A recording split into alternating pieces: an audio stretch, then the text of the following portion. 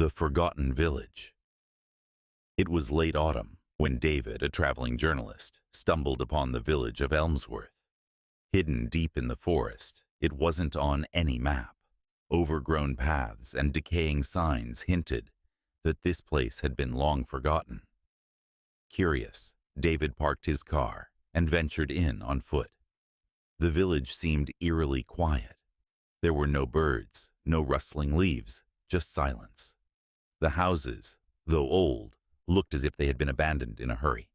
Windows were open, and tables were still set for meals, now covered in dust. He made his way to the village square. In the center stood an old well, its stones moss-covered and cracked.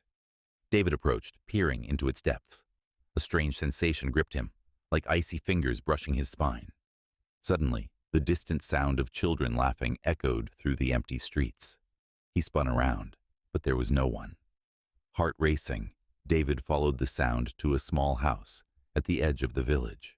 The door creaked as he pushed it open. Inside, it was dark, but the scent of something decaying hung in the air. His flashlight flickered as he moved through the rooms. In the living room, an old portrait caught his eye, a family of 4, smiling. The father in the picture looked familiar. David's heart sank as he realized it was a reflection of himself, older, worn, but unmistakable. The laughter returned, closer now. It seemed to come from the attic. Against his better judgment, David climbed the narrow staircase. The door to the attic was slightly ajar, and as he stepped inside, he froze. Children stood in a circle, their faces hidden by shadows, except for their eyes, cold, empty, and fixed on him. Before he could react, one of them whispered, "We've been waiting."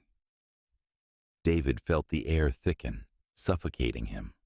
The children's faces began to change, pale, gaunt, their eyes hollowing out into deep, endless voids. They reached out to him, their hands cold as ice. He tried to scream, but his voice was stolen by the darkness. The last thing he heard was their laughter, echoing through the village, as everything faded to black. Days later, a group of hikers found David's car, abandoned on the side of the road. They never found him or the village. All that remained was a tattered notebook in the woods, its pages filled with frantic scrawls. "They're waiting for me. They know my name." Elmsworth faded back into the shadows, waiting for its next visitor.